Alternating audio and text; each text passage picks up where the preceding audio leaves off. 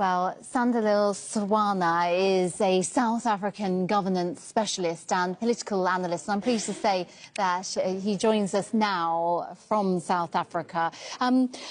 What can you tell us then about the relations between the US and South Africa? The relationship between South Africa and the United States of America has been damaged by the efforts of South Africa to take the state of Israel to the ICJ, and also by taking Netanyahu to the International Criminal Court of Justice, Criminal Court, sorry, for genocide, for war crimes. So that has actually the core of the dispute between South Africa and the United States. Yeah, so is this very much to do with Israel then? Is that at the heart of this, as you just mentioned there? Yes, the conflict between South Africa and the United States of Africa is about the steps that South Africa is taking to address the genocide in Palestine, which is being conducted by the state of Israel. That is the core of the conflict. There is not really any other basis of the conflict.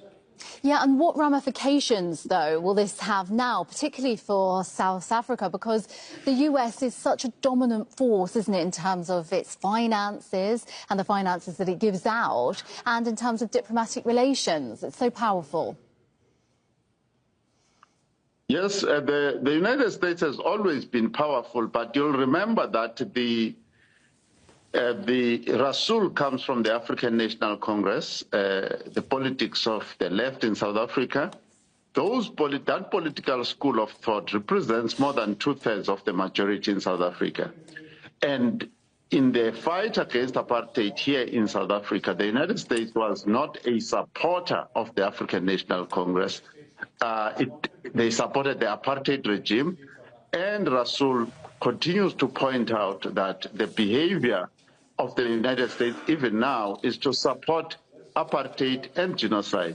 So there will be ramifications, but those ramifications, since we were born, we lived under those ramifications, especially as Black South Africans. I mean, in terms of those ramifications, will South Africa representatives or the government there, will they be worried about this? Will they be concerned?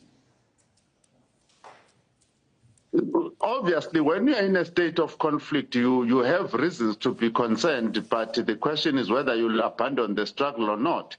I do not see the South African Parliament voting to drop the case at the ICJ or drop the cases at the ICC. That is not going to happen. So whatever sanctions or any other actions that the United States takes against President Ramaphosa or against any leaders of the ANC are of little consequences. A little consequence, it will be like Cuba, for instance, if it needs to be.